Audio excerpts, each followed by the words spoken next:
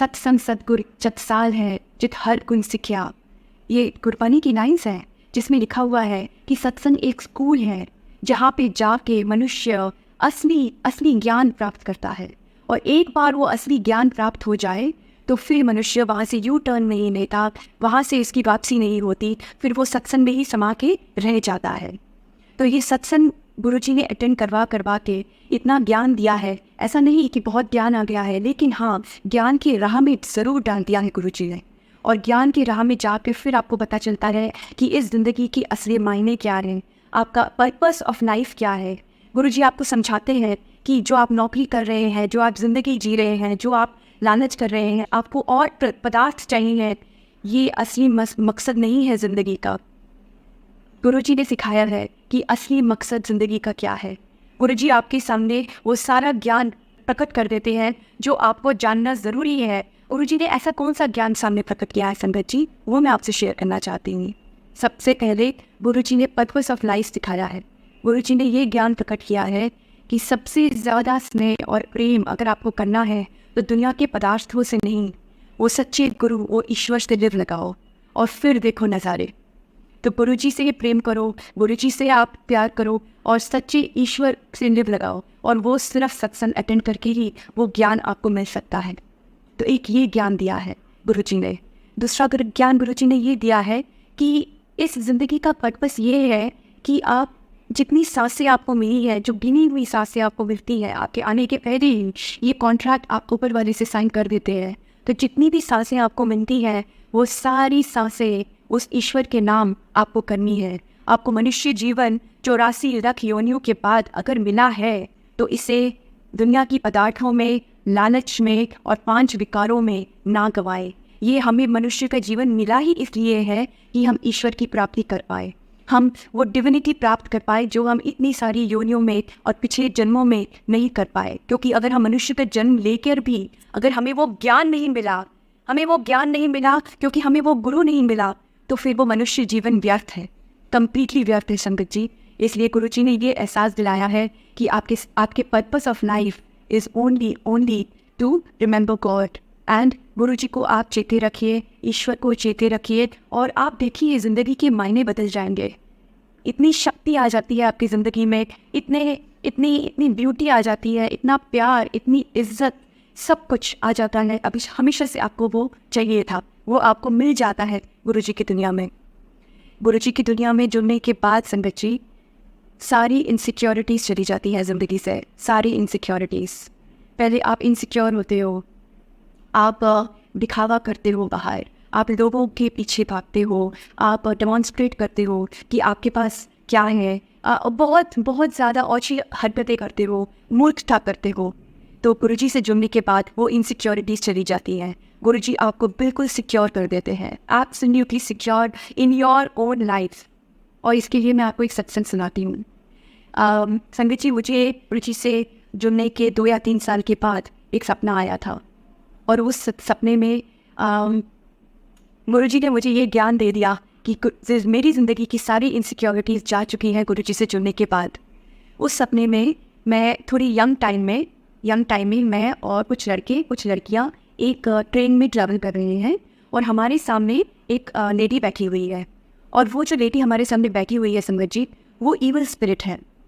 तो वो एकदम गिरी हुई स्पिरिट है। कहते हैं ना कि डार्क स्पिरिट्स होती हैं और अच्छी रूहें होती हैं, कमाई वाली रूहें होती हैं, और कुछ रूहें होती हैं जो डार्क होती हैं, जो ईवल होती हैं।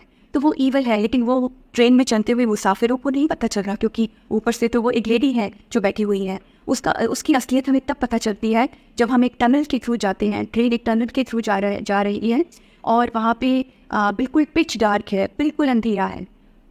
और उस अंधेरे से गुजर के संगत जी गुजरते वक्त वो जो ईवल स्पिरिट है उठ के सबको मारने लगती है, मतलब ख़त्म कर रही है, एक करके सबको, मेरे साथियों को, बाकी जो मुसाफिर बैठे हैं उनको। मैं वहाँ से अपनी जान बचा के भागती हूँ और ट्रेन से नीचे कूदती हूँ। वो भी ट्रेन से नीचे कूद जाती है, वो पीछा कर रही है तुम्हारे। और भागते मैं एक पहाड़ के सामने पहाड़ है, और पहाड़ के ऊपर चढ़ जाती हूँ। मुझे पता है कि पहाड़ के ऊपर चढ़ने से रास्ता गुम सकता है, क्योंकि ऊपर पूरा फॉरेस्ट है, पूरा जंगल है, और वहाँ से शायद रास्ता नहीं मिलेगा। लेकिन मेरे पीछे भी काई है, इसलिए मैं उस फॉरेस्ट के अंदर भाग जाती हूँ। जब उस जंगल के अंदर जाती हूँ संकट जी, तो भागते भागते मैं बहुत डर रही हूँ, बहुत डर लग रहा है मुझे, बिल्कुल भय का एकदम मेरे अंदर छाया हुआ है। और मैं भाग भाग के एक ऐसे एरिया में पहुँचती हूँ जो थोड़ा सा खुला हुआ है, वहाँ पेड़ नहीं है और लेफ्ट हैंड साइड एक छोटा सा घर है। और यहाँ पे जहाँ मैं खड़ी हूँ वहाँ खड़ी हो जाती हूँ, क्योंकि वहाँ पे एक बोर्ड लगा हुआ है संगत जी, और उस बोर्ड में लिखा हुआ है गुरुजी का सत्संग। जैसे ही मैं वो बोर्ड देखती हूँ मैं वहीं खड़ी हो जाती हूँ और सडनली मेरे अंदर बहुत ही एक ताकत आ जाती है, एक शक्ति आ जाती है, एक माँ जैसी शक्ति, एक देवी जैसी शक्ति आ जाती है। मैं उस समय मुझे महसूस होता है कि मैं किसी भी डर का सामना कर सकती हूँ, मैं किसी भी डर का सामना कर सकती हूँ और मुझे कहीं भागने की ज़रूरत नहीं है। मैं इधर ही खड़ी होकर गुरुजी के बोर्ड के पास खड़ी हो जाती हूँ और मैं वो ही नहीं जो भाग रही थी, मैं बिल्कुल बदल जाती हूँ।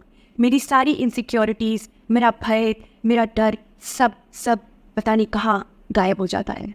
बस मेरा वही सपना था और इस सपने ने इतना बड़ा मुझे मैसेज दिया जो सच्चाई थी संगत जी। गुरुजी से जुड़ने के बाद कोई डर नहीं, कोई भय नहीं, गुरुजी के दर पर हैं हम लोग, गुरुजी हमारे अंग संग हैं। और ये सच बात है, मैंने गुरुजी को कभी छुआ नहीं, कभी स्पर्श नहीं किया, लेकिन गुरुजी मेरे अंग संग है। मैं महसूस करती हूँ गुरुजी को, मैं जानती हूँ गुरुजी हर बात का जवाब देते हैं, हर बात का। बस उसको महसूस करने की शक्ति जो पहले मेरे में नहीं थी, कुछ साल जब मैं गुरुजी से जुड़ी तब मुझे इतना एहसास नहीं होता था, जो दिन ब दिन गुरुजी के प्रेम में डूब कर मुझे और एहसास होते जा रहा है गुरुजी की प्रेजेंस का मेरी ज़िंदगी पे। गुरुजी बिल्कुल हमारे पीछे यहाँ खड़े हुए हैं। मेरी गुरुजी से की दुनिया में जुड़ने के बाद सारी इनसिक्योरिटीज़ बिल्कुल छूमंतर, बिल्कुल गायब हो चुकी हैं। सो संगत जी, बहुत भय का वातावरण है आजकल, लेकिन गुरुजी के पास आप बैठिए, गुरुजी से बात करिए, गुरुजी सुनते हैं और गुरुजी सुनकर जवाब भी देते हैं। गुरुजी के होते हुए दुख सुख तो आएगा, दुख सुख तो हमारे जीवन का एक खेल है। हम ये खेल खेलने इस जगत में आए हैं, जो दुख सुख आता रहेगा, लेकिन गुरुजी हमारा दुख बहुत मायने तक, बहुत एक्सटेंड तक कम कर देते हैं। ये तो मैं आपको बता सकती हूँ। तो ये सपना कितना कुछ कह गया और ये बिल्कुल सही बात थी, बिकॉज मेरी जो पूरी पर्सनालिटी है वो भी चेंज हो गई गुरुजी से जुड़ने के बाद। आपकी पर्सनालिटी चेंज हो जाती है, आप डरना बंद कर देते हो, आप लोगों के पीछे भागना बंद कर देते हो, आपको बस वही एक ज्ञान आ जाता है जो उतना ही आप बोलते हो जितना आपको बोलना है, और बहुत कुछ। तो सारी इनसिक्योरिटीज़ गुरुजी ने मेरी दूर करी है। तो गुरुजी के साथ जुड़ने के बाद संगत जी मैं ये भी बोलना चाहती हूँ कि गुरुजी ज़िंदगी से नेगेटिविटी सारी दूर करते हैं, सारी नेगेटिव। कोई नेगेटिव लोग हैं अगर आपकी ज़िंदगी में तो उनको भी दूर करेंगे, और अगर आपकी ज़िंदगी में कोई नेगेटिव एनवायरनमेंट में नेगेटिव चीज़ें हैं, कोई नेगेटिविटी है, तो वो भी आपको एहसास दिलाएंगे और वो भी कम करेंगे। मैं इसका भी आपको एक सत्संग सुनाती हूँ आज। संगत जी, गुरुजी से जब मैं जुड़ी, आहिस्ता आहिस्ता मुझे पता चला कि गुरुजी नेगेटिविटी मेरी ज़िंदगी में कम कर रहे हैं। बहुत सारे ऐसे नेगेटिव लोग होते हैं जिनके पास बैठना उतना कंफर्टेबल मुझे नहीं लगता था, क्योंकि वो बहुत ज़्यादा इधर उधर की बातें जैसे करते हैं ना कई लोग, वहाँ बैठ के हमारी बात, हमारे पास बैठ के उनकी बात, तो मुझे बिल्कुल अच्छा नहीं लगता था। लेकिन गुरुजी खुद ब खुद ऐसे लोगों को आपकी ज़िंदगी से काट देते हैं। और ज़िंदगी ऐसे भी कुछ लोग होते हैं जो आपके रिश्तेदार होते हैं और आपको लगता है कि गुरुजी के ऊपर आप सरेंडर अगर कर दो तो गुरुजी आहिस्ता आहिस्ता ऐसे लोगों को भी काट देते हैं जो आपकी ज़िंदगी में जहर फैला रहे हैं या आपकी ज़िंदगी के लिए वो ठीक नहीं है। गुरुजी उन लोगों को भी काट देंगे आपकी ज़िंदगी से और उन लोगों को जोड़ देंगे जो आपकी ज़िंदगी में आपके लिए एक ब्लेसिंग है।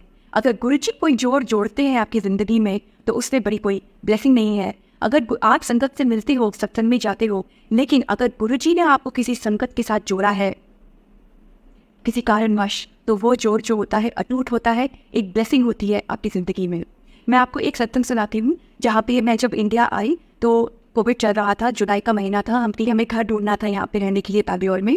और जब हमको घर हम देख रहे थे तो ये जिस घर में मैं अभी रह रही हूँ, जहाँ से सत्संग शेयर कर रही हूँ, इसका हमको एड्रेस पहले ही आ चुका था। यूके में ही एक संगत ने हमको इसका एड्रेस दे दिया था कि इसके सामने वाला घर खाली है, आप इसको, बहुत अच्छी बिल्डिंग है, आपके ऑफिस के बिल्कुल बगल में है, आप इसको ज़रूर देखिएगा। ठीक है, बिल्कुल सही बात है। इंडिया में आने के बाद हमने इनसे बात करी, इस लैंडलॉर्ड से और सब कुछ, लेकिन हम इंसान है ना, हमारा सोचना कुछ होता है। तो मुझे ज़्यादा अट्रैक्शन थी कि जो नई प्रॉपर्टीज़ बन रही हैं जो बहुत ज़्यादा अट्रैक्टिव है देखने में, मेरा मन वहाँ पे था। और वहाँ पे जाके हमने एक घर फाइनलाइज भी कर लिया, हमने कर लिया। और मेरे संदीप अंकल और जो लैंडलॉर्ड हैं वो सिंगापुर में थे।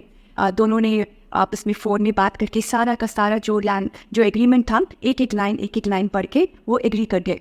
और थर्सडे का दिन था और फ्राइडे हमें होटल से निकल के होटल खाली करके घर में जाना था जो उनका घर था। तो फ्राइडे दोपहर हो चुकी थी और हमने ब्रोकर को फ़ोन किया जो यहाँ पे प्रॉपर्टी देख रहा था कि हम अभी स्टार्ट करेंगे कुछ देर में, घर तैयार है ना, हम आ जाए, गाड़ी आ चुकी है। तो ब्रोकर ने के मुंह से निकल गया कि हाँ बिल्कुल, बस अभी आधे घंटे में घर तैयार हो जाएगा, आप आ जाइए, बस थोड़ा सा एग्रीमेंट में चेंजेस है वो साइन कर दीजिएगा। तो हम हैरान हो गए कि कल तो एग्रीमेंट सारा एक एक वर्ड पढ़ के सारा साइन हुआ है, तो अभी कौन से चेंजेस आ गए और ऐसे चेंजेस क्यों आए जो हमें नहीं बताए गए। तो मेरे अंकल ने उनको बोला ब्रोकर को कि आप हमें वो एग्रीमेंट के चेंजेस भेज दीजिए, और चेंजेस क्यों आए हैं जब हम डिस्कस करके एग्री कर चुके हैं कल। तो वो बोलते नहीं, बहुत माइनर, बहुत छोटे चेंजेस हैं, आपको बिल्कुल वरी करने की ज़रूरत नहीं है। ब्रोकर ने कहा आप बस इधर आ जाइए। तो गुरुजी ने संदीप अंकल के मुंह से निकलवाया कि नहीं, आप हमको वो जो हम आते हैं, अभी टैक्सी तो आ ही चुकी है, लेकिन आप हमको इन द मीन टाइम वो चेंजेस भेज दीजिए, हम टैक्सी में पढ़ के आते हैं ताकि आपको वहाँ पे टाइम वेस्ट ना हो। हमने तो सोचा बहुत ही माइनर चेंजेस होंगे, जब हमने विश्वास कर लिया कि जो वो कह रहे हैं, लेकिन जैसे ही उन्होंने भेजा हमने देखा कि बहुत मेजर चेंजेस थे। जितने भी फाइनेंशियल क्लॉजेस थे सब में मेजर चेंजेस थे, ऑलमोस्ट सब में। बहुत हक्के पक्के रह गए हमारे। समझ नहीं आया कि ये क्या हो रहा है। हमने होटल को नोटिस भी दे दिया कि हम खाली कर रहे हैं, टैक्सी आ चुकी है, सामान पैक हो चुका है, हम तैयार हैं, हम बस अभी निकलने वाले थे होटल से, और ये हमारे ऊपर आ रहा है कि अब।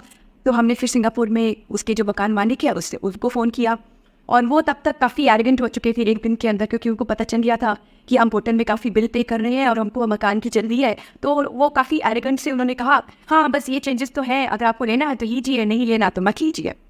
तो बहुत ख़राब लगा हमें कि ये क्या है, ये तो बिल्कुल ठीक नहीं है, ये तो अनफेयर है। तो हम जा तो रहे थे, अभी हम क्या करें, मजबूरी में हम पड़ गए। तो गुरुजी ने हमें शक्ति दी कि हम ना करें।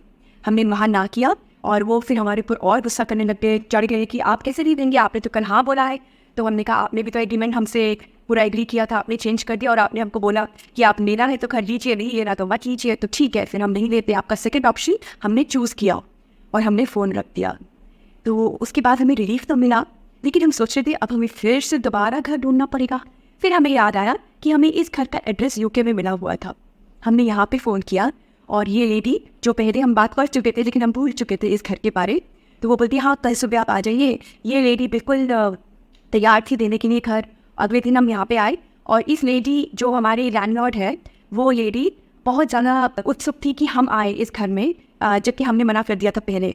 तो वो चाहती कि उनको सिर्फ बैचलर्स मिलते थे और वो चाहती थी एक फैमिली इनके घर में रहे। ये आपको बाद में पता चला, संगत जी इतनी नॉलेज तो होती नहीं है। तो हम जब इनके घर में आए सैटरडे को, हमने एग्रीमेंट पहले पढ़ लिया था, सब देखा वापस और साइन कर लिया।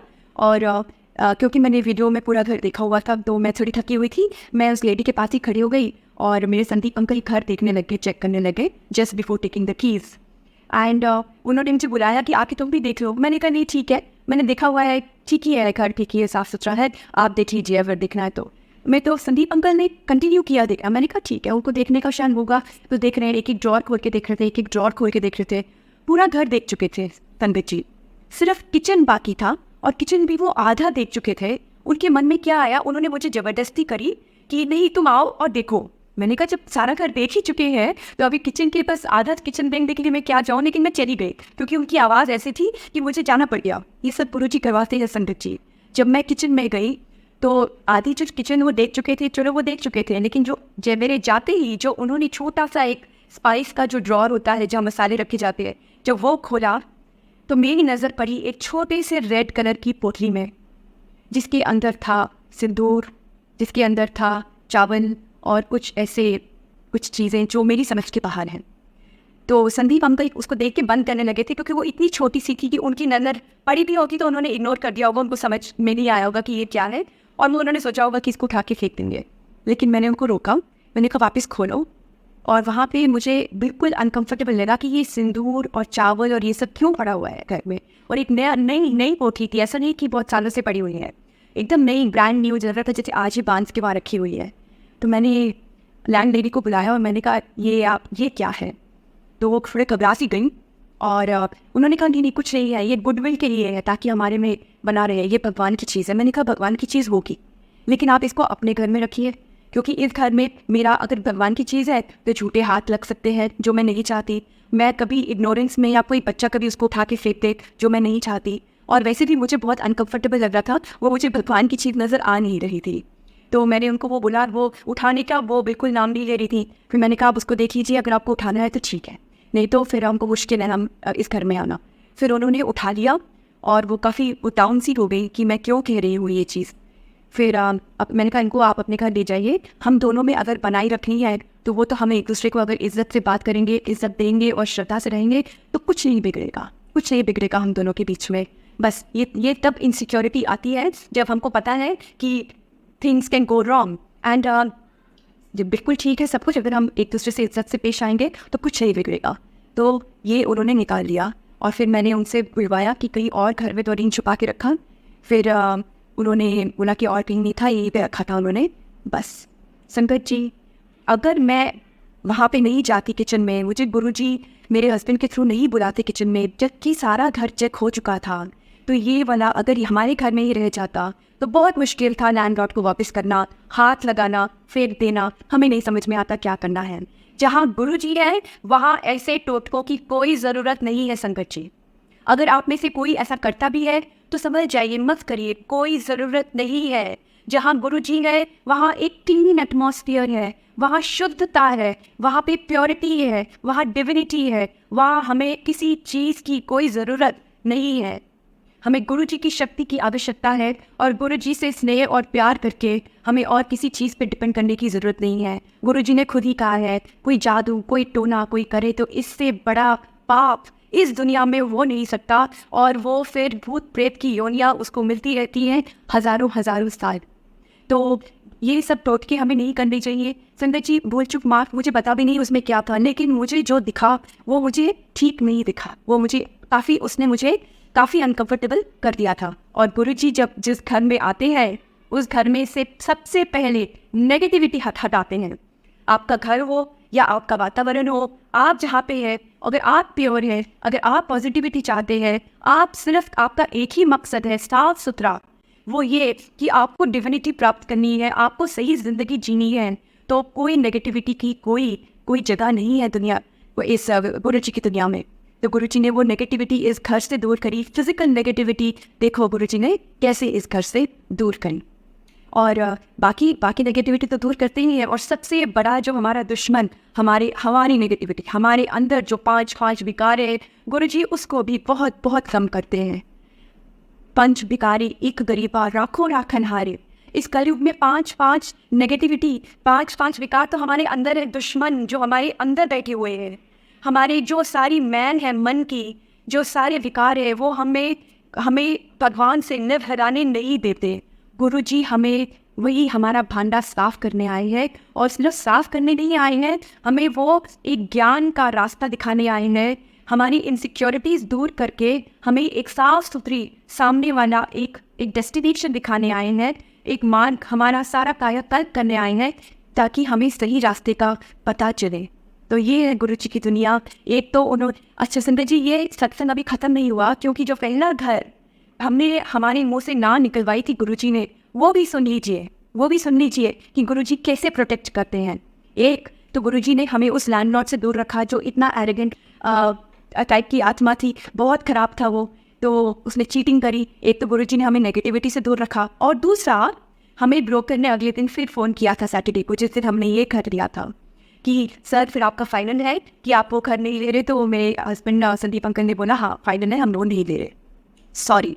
तो उन्होंने कहा सर मैं आपसे एक बात कहना चाहता हूँ, आप रेडी थे आने के लिए उस घर में, आपकी टैक्सी तैयार थी, अगर आप उस टैक्सी में बैठ के सारा सामान लेके इस घर में आ जाते 4 बजे कल फ्राइडे को, तो आप घर के अंदर आके उसके बाद आप बंद हो जाते, क्योंकि उसी शाम को 6 बजे से ये बिल्डिंग लॉक हो चुकी है। और संदीप जी, ना हमारे पास बेड, ना हमारे पास चादर, ना हमारे पास पिलो, ना हमारे पास पानी पीने के लिए कोई बंदोबस्त, ना हमारे पास राशन खाने का, ना हमारे पास कुकिंग यूटेंसिल्स। हम लोग ने सोचा था वहाँ जाके, हमारा सामान भी अभी तक यूके से नहीं आया था, हम जाके जल्दी से खरीदेंगे, लेकिन हमारा वो बिल्डिंग लॉकडाउन हो गई थी फ्राइडे शाम को, और उस बिल्डिंग के अंदर ना कोई आ सकता था ना कोई जा सकता था। सिर्फ एसेंशियल जो ग्रॉसरी थे सिर्फ वही अलाउड थे। तो ये गुरुजी ने हमें बचाया। ये गुरुजी है जो प्रोटेक्ट करते हैं, he is the master planner. हम लोग तो इनफैक्ट काफ़ी डिप्रेस हो गए थे, काफ़ी उदास हो गए थे, ये हमारे साथ क्यों हुआ, कैसे हुआ। लेकिन जो आप उस उदासी को ना, हम लोग की जो लेवल है, जो हमारे थिंकिंग का लेवल है, वो बहुत छोटा है संगत जी, बहुत छोटा है। हमें नहीं समझ में आता कि क्या हमारे लिए सही है और क्या हमारे लिए बुरा है। जो शॉर्ट टर्म हम लोग सेटबैक्स देखते हैं, शॉर्ट टर्म हम लोग सोचते हैं फेलियर्स होते हैं, हम लोग सोचते हैं, हम लोग उदास हो जाते हैं, लेकिन वो गुरुजी की मास्टर प्लानिंग होती है आपको एक नया सूरज दिखाने के लिए, आपको एक नया प्रताप दिखाने के लिए। सो शुक्राना टू गुरुजी। मैं आपको ये सत्संग इसलिए शायद गुरुजी आज आपसे अब तक पहुंचवा रहे हैं, क्योंकि गुरुजी चाहते हैं कि आप गुरुजी की दुनिया को पहचानिए। हर सत्संग छोटा बड़ा ब्लेसिंग होती है, ब्लेसिंग गुरुजी की दुनिया में। आप छोटा समझिए सत्संग को, बड़ा समझिए बड़ी ब्लेसिंग, छोटी ब्लेसिंग, आपका सब कुछ सही रास्ते पे चल रहा है, इतना विश्वास आप कर सकते हैं गुरुजी के ऊपर अपनी ज़िंदगी की गाड़ी पकड़ा कर। तो जय जय गुरुजी, जय जय गुरुजी एंड शुक्राना गुरुजी। संगत जी, मैं ये भी कहना चाहती हूँ आपसे कि गुरुजी अपनी संगत को बहुत प्यार करते हैं और बहुत बहुत ज़्यादा गले से लगा के रखते हैं, और बिना मांगे गुरुजी आपको ब्लेस कर देते हैं। बस आप एक सिमरन और एक जप शुरू करिए। मैं आपको इसका एक सत्संग सुनाना चाहती हूँ संगत जी। कुछ महीने पहले हम जप हमेशा करते हैं, लेकिन वो शायद वो जो निव लगती है जप में या सिमरन में, शायद वो लगने में थोड़ा टाइम लगता है। तो जब हम निव लगा के जप करते हैं, और मैंने वाहेगुरु का जप शुरू किया था संगत जी, मैं आपसे इसलिए शेयर कर रही हूँ ताकि आपको भी पता चले कि इसका कितनी ब्लेसिंग्स मिलती है, किसी भी फॉर्म पे मिल सकती है। ज़रूरी नहीं है कि जैसे मुझे मिली है वैसे आपको मिलेंगी, जैसे आपको मिली है वैसे मुझे मिलेंगी। सबकी ब्लेसिंग्स का तरीका अलग अलग है। गुरुजी की ब्लेसिंग्स बहुत अनोखी, बहुत ही सुंदर, बहुत ही रेयर, बहुत ही यूनिक होती हैं। तो सबके ब्लेसिंग्स को अलग अलग तरीके होते हैं। तो संगत जी, जबकि मैंने मंत्र जाप नहीं, मैंने वाहेगुरु का जप शुरू किया था, और मुझे एक सपना आता है। उस समय मेरी थोड़ी तबीयत भी ख़राब थी, क्योंकि 4 बार हो चुका था। इस घर में भी आके चौथी बार मुझे फीवर चढ़ा था। होटल से शुरू हुआ था और विदिन 10 डेज़ मुझे 4 बार फीवर चढ़ चुका था। और जैसे ही मैं सोचती थी कोविड का टेस्ट दोबारा करवाऊँ, मैं मंत्र जाप करती थी और मेरा फीवर कम हो जाता था। तो कोविड का टेस्ट नहीं हुआ। उसी दौरान जब मैं वाहेगुरु का जप भी करती थी, तो मुझे गुरुजी का एक सपना आया था संगत जी।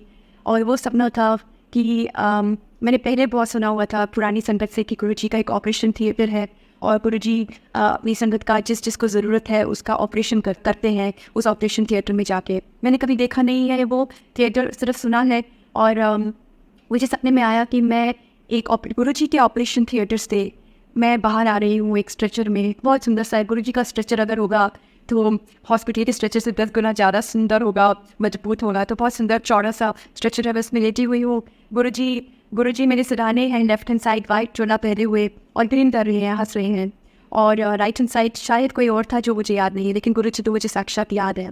और मुझे बाहर लेके आया जा रहा है उस ऑपरेशन थिएटर से। शायद गुरुजी ने कुछ ऑपरेशन किया है, कुछ ब्लेसिंग दी होगी, कुछ कष्ट काटे होंगे, कुछ दुख तकलीफ दूर करी होगी। तो मुझे गुरुजी कहते हैं इंग्लिश में, so many drugs more than me. तो ये मुझे समझ में नहीं आया संगत जी। और एक और चीज़ मैंने देखी कि मेरे नाखून 3/4 नाखून मेरे ब्लूइश ग्रीन थे कलर में, ब्लूइश ग्रीन कलर के थे। तो ये दोनों चीज़ें मुझे समझ में उतनी नहीं आई, लेकिन जो मुझे समझ में आ रहा था वो ये कि एक तो मैं ऑपरेशन थिएटर से बाहर निकली हूँ, गुरुजी ने मेरे बॉडी में कुछ ऑपरेशन किया है, कुछ किया है, जिससे मैं बहुत ज़्यादा जन्नत में फील कर रही हूँ। बहुत ब्यूटीफुल फीलिंग है, बहुत ज़्यादा, जैसे कोई सोल में कोई मैल भी नहीं है, आपको कोई दुख नहीं है, कोई तकलीफ नहीं है, बिल्कुल एक आनंद है आपके मन में। शायद बेबीज़ को ऐसे ही लगता होगा, पता नहीं, शायद जन्नत की फीलिंग ऐसे ही होती होगी, मुझे वो लग रहा है। और बस इतना ही मुझे सपना आया। अगले दिन फ्राइडे था संगत जी, और फ्राइडे को मैं पूरा दिन गुरुजी से बातें करती रही, पूरा दिन गुरुजी से शुक्राना करती गई कि गुरुजी ने कष्ट काटे हैं, बॉडी में कुछ किया है, कुछ दुख तकलीफ निकाली है, कुछ कर्म काटे हैं, कुछ भी किया हो वो मेरी समझ के बाहर है, लेकिन मैं इतना जानती हूँ गुरुजी ने किस्मत बदली है। जो भी किया है, जो भी किस्मत में लिखा हुआ था, गुरुजी ने आज उसको रीराइट किया है। तो मैं गुरुजी ने इनका शुक्राना करती जाऊँ। लेकिन मैं गुरुजी से मैंने एक सवाल ये पूछा कि गुरुजी ये मुझे समझ में नहीं आया कि ब्लूइश ग्रीन जो नाखून थे और साथ में जो आपने बोला कि so many drugs more than me या फिर so many drugs more than me, इसका मुझे समझ में नहीं आया गुरुजी। और मैं ये नहीं पूछ रही कि आपने क्या किया ऑपरेशन थिएटर के अंदर, आपने नहीं दिखाया, वो मैं नहीं पूछ रही। आपने मुझे जो दिखाया मैं उसके बारे में समझ नहीं आ रहा था। मैं बिल्कुल नादान, बिल्कुल दिमाग है, मुझे समझ में नहीं आता। आप मुझे ईजी लैंग्वेज में गुरुजी प्लीज़ समझा दीजिए, या अगर आप चाहते हैं समझाना तो समझा दीजिए। तो मैं पूरा दिन गुरुजी से बातें करती रही। अगले दिन मधु दीदी, मेरी एक सोल सिस्टर है बर्मिंघम यूके परिवार की, तो मैंने फ़ोन किया कि जबकि इतने हफ्तों से मैं नहीं कर पाई थी। गुरुजी ने मुझे उसी दिन उनको फ़ोन करवाया सैटरडे को। और जब मैंने उनसे बात करी तो मधु आंटी ने मुझे बोला कि उन्होंने ध्यान से पहले सुना और फिर मुझे बोला कि शायद गुरुजी चाहते हैं कि इसका आंसर मुझसे मिले, क्योंकि कुछ दिन पहले just a few days back Guruji ने मुझे पढ़वाया है कि कोविड, जो बिल्कुल सीवियर केसेस होते हैं कोविड के, उसमें एक साइड इफ़ेक्ट होता है ब्लूइश ग्रीन, कोविड डोज कहते हैं उसको। ब्लूइश ग्रीन नेल्स हो जाते हैं पैरों के, हाथों के आसपास ऐसे। तो मुझे तो वही लग रहा है कि गुरुजी ने, तुमको बुखार भी आ रहा था, 4 बार आया, और तुम्हारे ब्लूइश ग्रीन नेल्स थे, और सो मेनी ड्रग्स, मतलब इतनी दवाइयाँ खानी पड़ती मोर देन मी। तो शायद गुरुजी ने तुम्हारा कोविड होना था या वो ठीक किया है या कष्ट आना है। तो मुझे चुप माफ़ गुरुजी, इसका एग्जैक्ट इंटरप्रिटेशन तो मालिक जानते हैं, गुरुजी जानते हैं, लेकिन मैं इतना जानती हूँ कि ये जो इंटरप्रिटेशन आया बहुत मायने तक ये एकदम ठीक बैठ रहा था। लेकिन गुरुजी ने जो भी कष्ट आना, उसके लिए गुरुजी का मैं रोम रोम से आभारी हूँ। मैं गुरुजी का शुक्राना करना चाहती हूँ। सो संगत जी, बस ये मैसेज गुरुजी ही पहुँचवा रहे हैं आज, क्योंकि बहुत सारे सत्संग गुरुजी ने शेयर करवाए, जहाँ कोई भी जो एक्चुअल जो सत्संग होता है, जो ज़िंदगी का एक्सपीरियंस है, गुरुजी ने शेयर नहीं करवाए थे, लेकिन आज गुरुजी वो शेयर करवा रहे हैं। शायद कोई मैसेज किसी को पहुँचवाना चाह रहे होंगे कि गुरुजी की दुनिया में बहुत देर है, बिल्कुल अंधेर नहीं है। अगर आपको थोड़ा सा शॉर्ट टर्म तकलीफ होती है, सैडनेस आती है, डिप्रेशन आती है, लेकिन उसका जो अंत है वो गुरुजी के ऊपर छोड़ दीजिए। दुख सुख आते रहेंगे संकट जी, आते रहते हैं, वो तो ज़िंदगी का खेल है। अगर मनुष्य जीवन मिला है तो दुख सुख तो मिलेगा ही, उसके बिना ये धरती चलती नहीं है। तो दुख सुख आते रहेंगे संगत जी, लेकिन गुरुजी की ब्लेसिंग्स को हमेशा महसूस करिए। गुरुजी को आप याद रखिएगा, वो मत भूलिएगा। हमेशा भगवान का नाम जपिए, वो मत भूलिएगा। गुरबानी सुनिए, क्योंकि गुरबानी के स्कूल से ही आपकी क्लीनिंग होती है। जैसे मेरे कुछ ढंग तक मेरी क्लीनिंग हुई है, मेरे विकास सारे नहीं गए हैं संगत जी। ये बात नहीं है कि मैं बिल्कुल एक तो संत बन जाते हो ना, वैसे नहीं है, अभी तो रास्ता बाकी है। लेकिन गुरुजी ने उस राह पे डाल दिया है जहाँ पे मुझे अपने विकास समझ में आते हैं, जहाँ पे मुझे मेरे विकार काफ़ी हद तक कम हुए हैं। मैं जानती हूँ जो पहले इतना लोभ रहता है हमें, और इतना हमारी जो संतुष्टि ही नहीं मिलती, अभी बहुत तृप्ति थोड़ी थोड़ी लगती है कि उतना मटीरियलिज्म नहीं है मेरे में, पहले बहुत था। तो ऐसी लोभ होता है। लोभ मतलब ये नहीं कि चीटिंग तो मैंने कभी नहीं करी, लेकिन लोभ होता है कि और बड़ा घर मिले और ये मिले। लेकिन अब मुझे लोभ होता है कि जो बाकी के 10 मिनट मुझे अभी मिले हैं टाइम में, वो भगवान का नाम जप लो। अगर इस चीज़ का लोभ करिए संगत जी। सारे विकार हैं, आपसे विकार कम नहीं हो रहे, नो प्रॉब्लम। उन विकारों का जो एंड गोल है वो बदल दीजिए। अगर लोभ करना है तो बहुत लोभ करिए, लेकिन भगवान के से निव लगाने का लोभ करिए, भगवान का नाम जपने का लोभ करिए।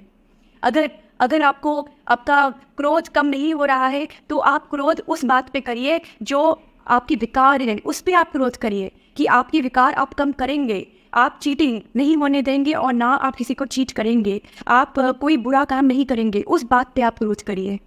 तो ऐसे कर करके हम अपने विकार थोड़ा करके चेंज कर सकते हैं। जपजी साहब में बोला गया है ना कि अंधे पावे राह, सुनिए हाथ होवे असका। इसका क्या मतलब है?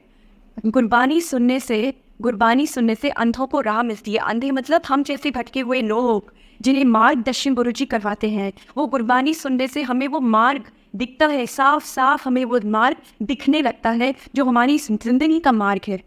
और सेकेंडली ये है, सुनिए हाथ होवे अज़गाह, अज़गाह मतलब विकारों का वो अनएंडिंग ओशन, इनफाइनाइट ओशन जो इस कलयुग में जिसको पार करना बहुत बहुत बहुत मुश्किल है।